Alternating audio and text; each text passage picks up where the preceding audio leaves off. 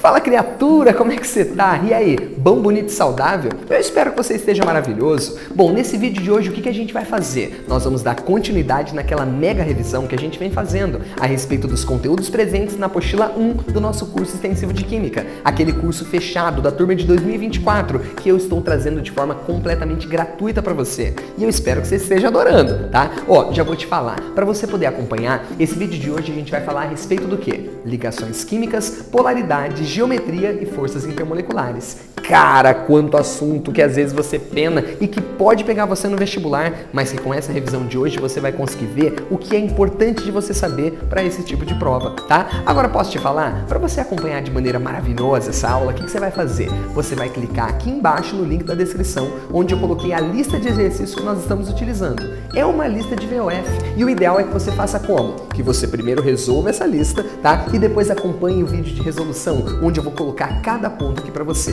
Então, criatura, bora lá, bora tornar a química sua principal aliada no vestibular, vem que eu garanto. Vamos lá então, canetinhas apostas, vamos ao primeiro item. Ele diz bem assim, ó. Um composto formado pela união do elemento magnésio com o elemento flúor terá a fórmula MgF e será sólido em condições ambientais. Primeira coisa que eu vou falar para você, tabela periódica em mãos. Por favor, a gente vai precisar para resolver isso daqui, tá? Então vamos lá, ó. Primeira coisa que você vai precisar é conhecer a família desses elementos, porque você lembra que o tipo de ligação química, tá? Ele vai depender exatamente do quê? Da natureza dos elementos ligados. Se você for analisar, ele vai fazer uma ligação entre magnésio e entre flúor. Primeira coisa que eu posso dizer para você, o elemento magnésio é um elemento da família 2A. Ele é um metal alcalino terroso. Já o flúor é um elemento lá da família 7A, ou seja, ele é um halogênio. Bom, então o que eu posso dizer para você? Cada um está praticamente no extremo da tabela periódica. O magnésio está na segunda coluna lá da esquerda, já o flúor está na segunda coluna da direita para a esquerda. Um lá para a esquerda, um lá para a direita. Existe uma grande diferença de eletronegatividade. Portanto, a ligação que vai acontecer entre eles é a ligação iônica, onde um vai transferir elétrons para o outro. Como que acontece isso daqui? Vamos lá? Primeira coisa que você tem que pensar é o seguinte, preste atenção. O elemento magnésio, se ele é da família 2A, a gente vai pensar assim, um elemento se estabiliza quando ele atinge 8 elétrons na camada de valência. É a famosa regra do octeto. Agora, para o magnésio se estabilizar, teria duas formas. Se ele tem 2 elétrons na camada de valência, como que ele faz para se estabilizar? Ou ele poderia ganhar 6 elétrons nessa camada, fazendo com que ela fique com 8, ou ele poderia perder esses 2. Quando ele perde os 2, a camada anterior passa a ser a camada de valência. E adivinhe, ela tem exatamente 8 elétrons. O que é mais fácil? Ganhar 6 elétrons ou perder 2? Com certeza você me respondeu que é mais fácil perder 2. E é por isso que o íon magnésio será o íon Mg2+. O que indica esse 2+? Quer dizer que ele perde 2 elétrons para poder se estabilizar. Coisa linda. Agora, e o flúor? Vamos lá. O flúor é um elemento da família 7A. Isso quer dizer que ele tem 7 elétrons na camada de valência. O que isso significa na prática? Para ele se estabilizar, ele tem que chegar em 8. Bom, para ele tem duas formas de conseguir fazer isso. Primeira forma, tá? O que ele teria que fazer? Ganhar um eletronzinho. Se ele ganhar um eletronzinho, ele já fica com 8. Fácil, né? Então o flúor, ele preferia fazer o quê? Ó? Ganhar um eletronzinho. Quando ele ganha um eletronzinho, ele fica estável. A outra forma que ele teria de se estabilizar na teoria seria perder o quê? Perder esse 7 que ele tem aqui. Se ele perde os 7 elétrons daqui, a camada de valência dele fica com 2 elétrons. Seria a configuração idêntica à configuração do hélio.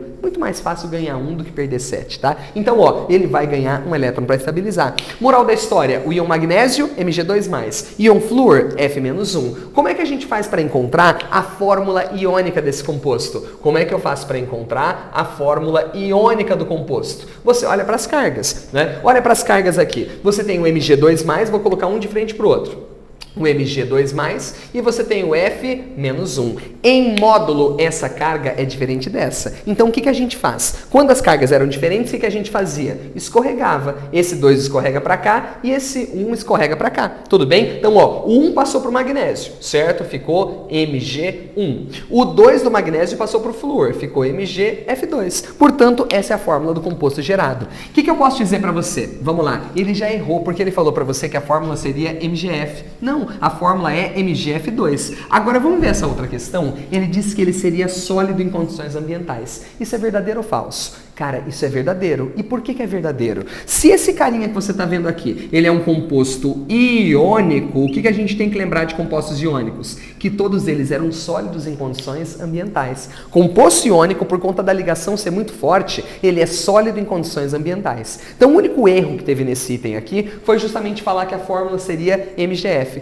quando a fórmula correta seria qual? MgF2. Vamos ao próximo? Segundo item, ele diz assim, ó, a molécula de diclorometano, que é o CH2Cl2, possui geometria tetraédrica e, consequentemente, trata-se de uma substância apolar. E aí, o que você me diz? Verdadeiro ou falso? Bom, vamos fazer o seguinte, vamos começar pela geometria, tá? Quem que é o CH2Cl2? Vale lembrar que o carbono é da família 4A, ele executa 4 ligações. O hidrogênio, ele faz uma ligação para se estabilizar. E o cloro é da família 7A, também quer fazer uma ligação. Como nós não temos nenhum metal na Constituição, eu já sei que a ligação será covalente. Quem que vai ser o átomo central? O átomo central é o carbono, certo? O carbono é o átomo central. Preste atenção. O carbono quer fazer 4 ligações. Vamos colocar aqui, ó, 4 ligações. Bom, o hidrogênio vai aparecer aqui, o outro hidrogênio aparece aqui, um cloro aparece aqui, outro cloro aparece aqui. Todo mundo fica satisfeito, certo? Porque o cloro queria executar uma ligação, esse executou uma, esse executou uma. E o hidrogênio também. Todo mundo resolvido. Agora, esse desenho que a gente fez aqui não é o desenho correto. Por quê? Se você tem 4 nuvens eletrônicas ao redor do átomo central, a geometria na realidade não é uma geometria plana, é uma geometria tetraédrica, igualzinho ele falou aqui para mim, né? O carbono é o átomo central, aqui em cima a gente coloca um hidrogênio, aqui no plano ainda eu coloco outro hidrogênio. Agora para frente do plano a gente coloca um cloro e lá para trás do plano a gente coloca outro cloro. Essa figura é uma figura tridimensional, é como se fosse uma base piramidal e aqui em cima nós temos ainda mais um ligante, tá? Essa geometria a gente chama na química de tetraédrica. Agora, o que você aprende quando a gente fala dessa geometria, tá? Geralmente, compostos de geometria tetraédrica, eles são apolares, desde que só tenha um único tipo de ligante. Como assim, professor? Vou te falar. Olha o carbono. Quem são os seus ligantes? Você tem um hidrogênio aqui em cima, você tem o hidrogênio aqui embaixo. Só que quais são os outros ligantes aqui? Você tem um cloro e tem outro cloro. Bom, esse cara aqui tem ligantes diferentes. Concorda comigo? Tem ligante hidrogênio e ligante cloro. Então eu já posso te garantir uma coisa. Preste atenção e grave essa regra. Quando uma molécula, independentemente da sua geometria, ela tiver ligantes diferentes, pelo menos um diferente do outro, pode ter certeza que essa estrutura será o quê? Polar. Por que ela é polar? Grava essa informação. Se tiver pelo menos um ligante diferente, essa estrutura será polar, porque os vetores não vão conseguir se anular. Lembra de uma coisa? A diferença de eletronegatividade é que origina os chamados dipolos elétricos, tá? E os vetores momento dipolar. Deixa eu te contar uma coisa. Quem é mais eletronegativo? É o hidrogênio ou é o carbono? É o carbono. Então é como se eu dissesse assim para você, ó. O carbono puxa os elétrons pro lado dele, nas ligações que ele faz com o hidrogênio. Se você somar esses dois vetores, você concorda comigo que daria um resultante apontando para cá? Esse seria o vetor resultante, né? Agora dá uma olhadinha na ligação carbono-cloro. O que vai acontecer? O cloro é muito mais eletronegativo do que o carbono. Então o cloro puxa os elétrons para cá e esse daqui também puxa para cá. Quando a gente faz uma soma vetorial, daria um outro vetor resultante apontando para essa direção. Moral da história que eu quero falar para você. Esses dois vetores não se anulam, eles não conseguem se anular. De modo que o vetor resultante é diferente de zero. E é por isso que uma estrutura dessas é polar. Não tem como, se os ligantes são diferentes, eles se anularem. Tá claro para você? Agora deixa eu te contar. Se, por exemplo, aqui fosse hidrogênio, a molécula seria apolar, porque os vetores conseguiriam se cancelar. Se os 4 fossem cloros, também seria apolar. Agora, se tiver um diferente do outro, automaticamente essa estrutura passa a ser polar. Isso vale para qualquer geometria. Tudo bem? Então não esquece dessa dica. Se tiver pelo menos um ligante diferente, a molécula sempre será polar. Ok? Vamos ao próximo? Antes, eu esqueci de te falar se a anterior estava verdadeira ou falsa, tá? Era falsa, lembra? Ele afirmou que era apolar, sendo que era polar. Agora vamos ao próximo. Ele diz o seguinte, ó. A molécula de hidreto de berílio, BeH2, possui ligações polares, mas tem vetor momento dipolar resultante igual a zero.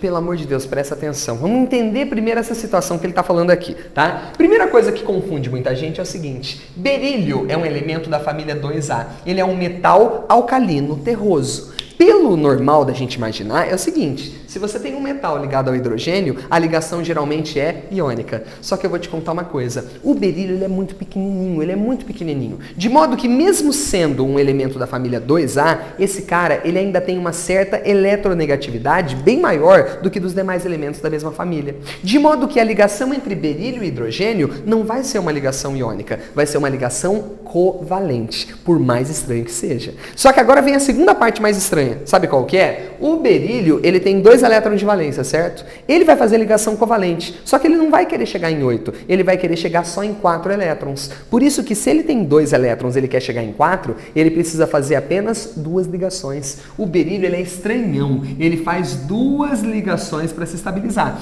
A gente aprendeu que o hidrogênio só faz uma. Portanto, vamos desenhar a molécula de hidreto de berílio? Vamos lá? O átomo central, quem que é? É o berílio, certo? De um lado nós temos o hidrogênio, do outro lado a gente tem quem? O outro hidrogênio. Acontece o seguinte, vamos lembrar. Quando uma molécula ela tem essas nuvens eletrônicas aqui, quando ela tem 2 ligantes conectados ao átomo central, a gente tem que descobrir se a geometria dela é angular ou linear. Vou dar um exemplo clássico para você. Quando a gente pensa no gás carbônico, o gás carbônico ele é linear, C dupla O. Agora, quando a gente pensa na água, a água é angular. Ela não é retinha, ela tem essa dobra. Você lembra o motivo disso? Tem a ver com os pares de elétrons do átomo central. Quem dita a geometria sempre é o átomo central. Então, o que eu posso dizer para você? Tá? Olha o gás carbônico, olha o CO2. Quando você pensa no carbono, ele é um elemento da família 4A. Isso quer dizer que o carbono tem 1, 2, 3, 4 elétrons na camada de valência. Já o oxigênio é um elemento da família 6A. Isso quer dizer que ele tem 1, 2, 3, 4, 5, 6. Então, o que eu quero mostrar para você? Você percebeu que na molécula de água, o átomo central, ele tem pares de elétrons sobrando, né? E esses pares de elétrons fazem o quê? Eles empurram as ligações para baixo. Então, quando você tem um átomo central com 1 ou 2 pares de elétrons sobrando, ele vai fazer o quê? Empurrar as ligações para baixo. E é por isso que essa geometria fica angular. Agora, olha para essa daqui de cima. Aqui em cima você não tem par de elétrons sobrando no carbono. Todos os elétrons que o carbono tem, ele está usando. Então, a gente tem apenas, ó, essa nuvem eletrônica e essa nuvem eletrônica. Moral da história, nesse caso aqui, a geometria a gente chama de linear. Não tem nenhum elétron empurrando as ligações para baixo.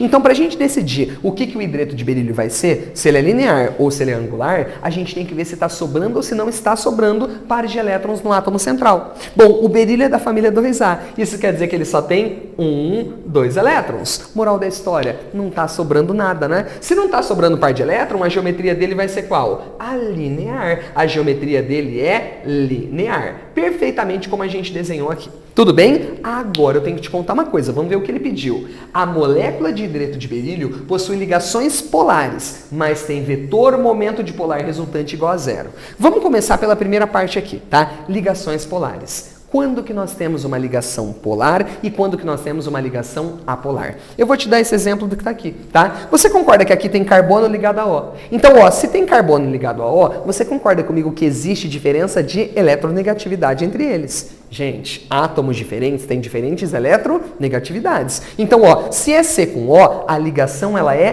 polar, porque tem deslocamento de elétron. O elétron vai no sentido de quem aqui no caso? Do oxigênio, que é mais eletronegativo. Então, ó, o elétron se desloca para o lado do oxigênio. A ligação ela é polar. Mesma coisa aqui, ó, mesma história. Ligação polar, os elétrons vão para o lado do oxigênio. Aqui na molécula de água, quem é mais eletronegativo? O O. Então, os elétrons vão correr para o lado do O. Mesma coisa com essa ligação, vão correr para o lado do O. Então, quando que uma ligação é polar? Quando tem elementos diferentes ligados. Então, ó, H ligado a O, C ligado a O, ligação polar. Olha agora para a molécula de hidreto de berílio. Não é berílio ligado a hidrogênio? É ou não é? Então, vamos lá. O hidrogênio é mais eletronegativo que o berílio. Os elétrons vão para o lado do H. Portanto, se são átomos de elementos diferentes ligados, com toda certeza do mundo, a ligação é polar. Tá certo isso que ele falou. A ligação é polar. Agora, olha o que ele diz pra gente. Mas tem vetor momento dipolar resultante igual a 0. Primeiro, o que é esse tal vetor momento dipolar. Eu vou falar para você, ó, tá vendo esse deslocamento de elétrons que eu pus aqui, gerado por conta da diferença de eletronegatividade? Isso a gente chama de vetor momento dipolar. Por exemplo, aqui, ó, eu tenho um vetor momento dipolar que eu chamo de 1, eu tenho um vetor momento dipolar que eu chamo de 2. É o deslocamento do elétron em cada ligação. Na molécula de água, eu tenho um vetor momento dipolar 1, eu tenho um vetor momento dipolar 2. Acontece o seguinte, o que seria o vetor momento dipolar resultante? É quando você soma esses vetores. E aí entra a questão da geometria. O que vai acontecer? Quando a geometria é linear, o que vai acontecer? Se esse ligante é igual a esse ligante, esse vetor tem mesmo módulo, mesma direção e mesmo sentido, mesmo módulo, mesma direção, só que sentido oposto a esse daqui. Moral da história, se eles têm mesmo módulo, mesma direção e sentidos opostos, esse cara cancela esse. E o vetor momento dipolar resultante é igual a quanto? Igual a 0. Agora, olha na molécula de água. Esse vetor não consegue anular a ação desse. Se uma pessoa estiver puxando uma corda para cá, uma outra pessoa estiver puxando para cá, amarrado no mesmo objeto, você concorda que se alguém puxa aqui, alguém puxa para cá, o objeto vai subir. O resultante está apontando para cima. Então, nesse caso aqui, o vetor resultante ele é diferente de 0. É a geometria que vai dizer isso para mim. Olha para a molécula de hidreto de berílio. Lembra? O hidrogênio puxa os elétrons para a direita. Nessa outra ligação, o hidrogênio puxa os elétrons para a esquerda. Ligações polares. Gerou um vetor que eu chamo de μ1 e um vetor que eu chamo de μ2. Agora, o que acontece quando eu somo esses vetores? Se a geometria é linear e eles têm mesmo módulo, mesma direção, porém sentidos opostos, o que vai acontecer? Esse vetor anula a ação desse vetor. Ou seja, o vetor momento dipolar resultante vai ser igual a 0. Portanto, está corretíssimo esse item. Tá? Então, a molécula de hidreto de berílio tem ligações polares, porque são átomos de elementos diferentes conectados, mas o vetor momento dipolar resultante é igual a 0. Sabe o que isso significa na prática? Se o vetor momento dipolar é igual a 0 resultante, quer dizer que a minha molécula, olha o que eu vou falar agora, a minha molécula é uma molécula apolar. Então, olha que legal, mesmo tendo ligações polares, a molécula de hidreto de berílio ela é apolar. É a mesma coisa do gás carbônico. Gás carbônico tem ligações polares, mas a molécula é apolar, porque o vetor resultante é igual a 0. Já a água, ela tem ligações polares e a molécula também é polar. Entendemos isso? Então não confunda ligação polar com molécula polar. Fechou? Agora, Rui, só para poder entender o final. E quando que uma ligação é apolar? A ligação é apolar quando é feita com átomos de um mesmo elemento. Por exemplo, ó, se eu coloco H ligado a H, você concorda que hidrogênio é igual a hidrogênio? É o mesmo elemento químico. Portanto, não há deslocamento de elétrons. A ligação já é dita apolar. Se a ligação é dita apolar, automaticamente a molécula também será o quê? Apolar. Fechou? É isso aí. Vamos ao próximo? Preste atenção. Quarto item diz o seguinte, ó, as forças que unem as moléculas de H2 no estado líquido são as ligações de hidrogênio. Bom, primeira coisa que eu quero falar para você, forças intermoleculares. Forças intermoleculares. Bom, quais são essas forças que a gente conhece? As três principais, né? Nós temos o seguinte, dipolo induzido, dipolo-dipolo e ligação de hidrogênio. Como que a gente define cada uma delas, tá? A questão é a seguinte, o tipo de força intermolecular, primeiramente, depende da polaridade da molécula, tá? Então, vamos lá. Se a molécula for apolar, qual é o tipo de interação que sempre vai acontecer? Aquela que a gente chama de dipolo induzido. Dipolo induzido tem vários outros nomes, tá? Se quiser anotar, força de Van der Waals, força de London, tá? Ou força de dispersão de London, ou ainda a gente pode chamar de dipolo instantâneo e dipolo induzido. Eu vou chamar de DI, dipolo induzido, certo? Agora vamos lá, ó. Quando a substância for apolar, é sempre dipolo induzido. E quando a substância for polar, o que vai acontecer? Quando a substância é polar, acontecem dois tipos de interação. Ou vai acontecer a chamada ligação de hidrogênio, antigamente conhecida pelo nome de ponte de hidrogênio, ou então vai acontecer uma outra que a gente chama de dipolo-dipolo, certo? Dipolo-dipolo, também conhecida pelo nome de dipolo permanente. Como é que eu vou decidir se é uma ou se é outra?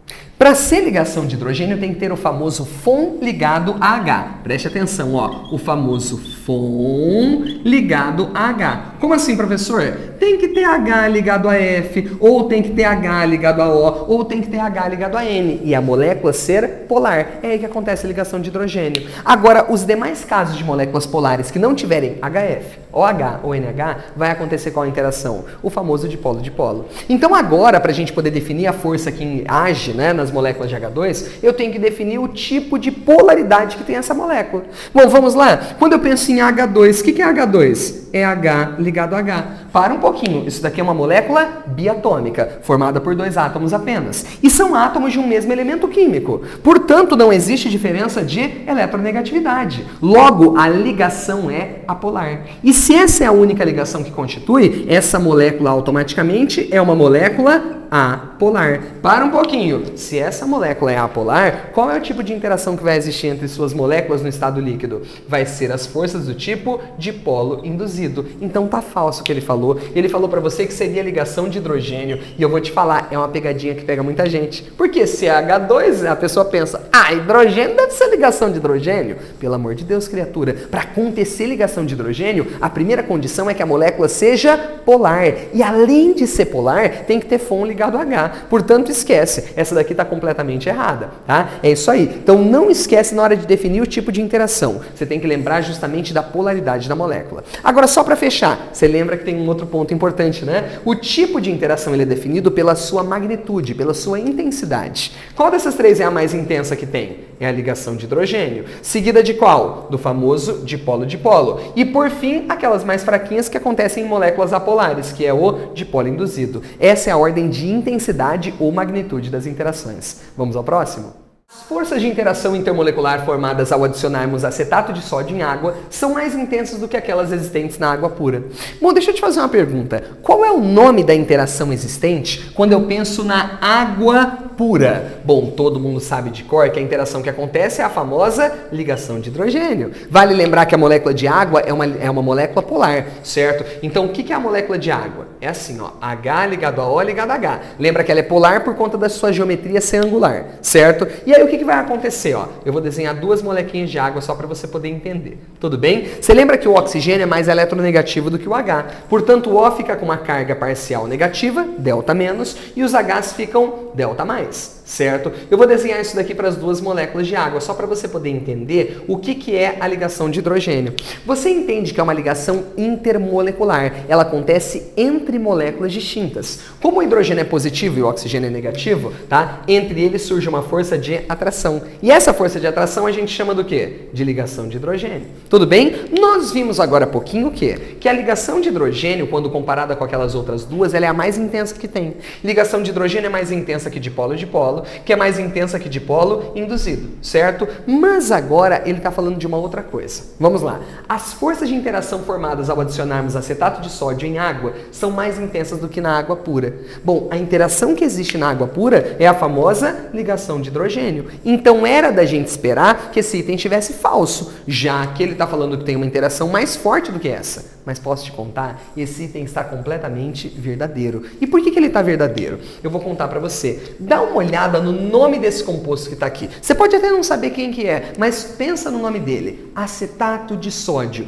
Eu vou fazer a comparação. Carbonato de sódio, carbonato de cálcio, cloreto de sódio. Esse tipo de nome é um nome típico do quê? De sal, correto? Então, esse cara que está aqui, ele é um sal. O nome dele é acetato de sódio porque ele vem do ácido acético. Ele é um sal orgânico. E se eu falo que esse cara aqui para você ele é um sal, significa o que na prática? Que ele é um composto iônico. Se esse cara é um composto iônico, o que vai acontecer? Quando você adiciona qualquer composto iônico na água, acontece um tipo de interação diferente, que a gente chama na química de íon dipolo. E essa interação chamada de íon dipolo, ela é mais intensa do que a própria ligação de hidrogênio. É por isso que está verdadeiro. Só para você poder compreender, quem que é o acetato de sódio? Tá? Esse cara aqui, ó, vou desenhar para você. É o CH3COO, olha agora, ONA.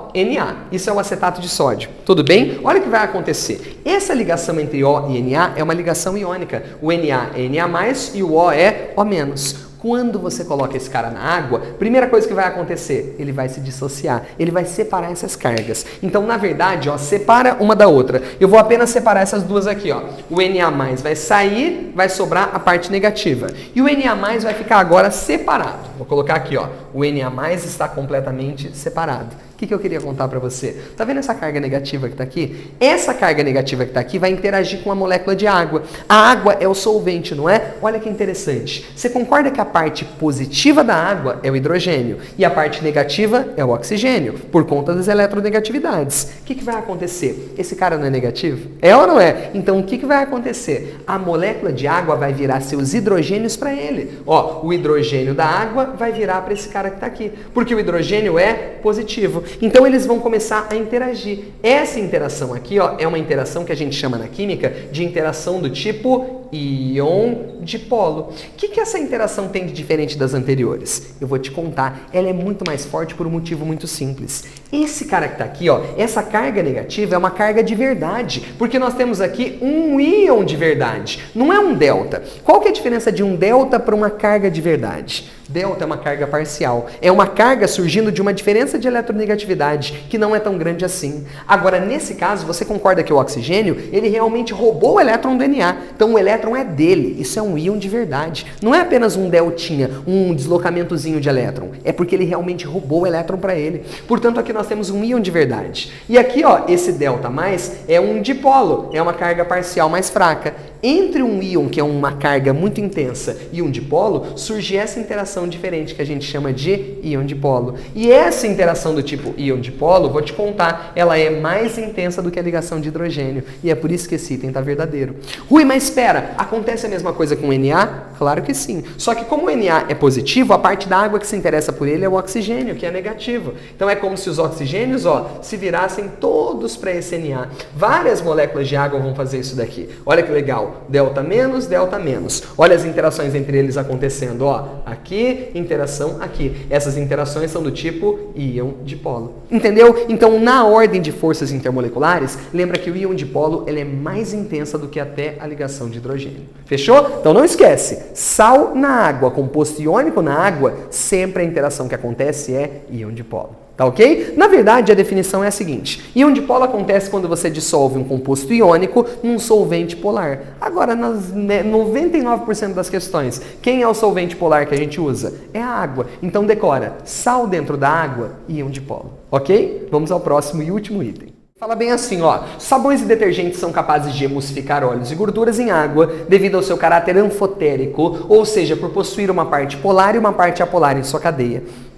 Eu vou te falar, dá vontade de marcar que tá verdadeiro isso daqui, mas vou te contar, tem uma coisinha errada. Agora eu quero que você leia com bastante atenção e tente encontrar a palavrinha errada que tá aqui. É só uma palavra que tá errada nisso tudo. Eu vou falar pra você, a palavra é essa daqui, ó, anfotérico. Não é esse nome que a gente dá para isso daqui. Bom, primeiro eu vou contextualizar para você poder entender o que ele quer dizer para você, tá? Primeira coisa, água e óleo. Se você juntar os dois no mesmo lugar, se você misturar água com óleo, você concorda que essa mistura nunca será homogênea. Concorda? Justamente pelo fato de um ser polar, que é a água, e o óleo ser apolar. A água e óleo nunca formam misturas homogêneas, tá? Agora, deixa eu te contar uma coisa. Quando você coloca dentro da água um sabão ou um detergente, você concorda que você consegue emulsificar um no outro? O que é emulsificar? Emulsificar é o seguinte, você consegue juntar de alguma forma a fase polar com a fase apolar. Ou seja, essa substância que está presente no tensoativo, no sabão ou no detergente, tá? Ela consegue de alguma forma interagir essas duas fases, a água e o óleo. Ela consegue formar uma emulsão.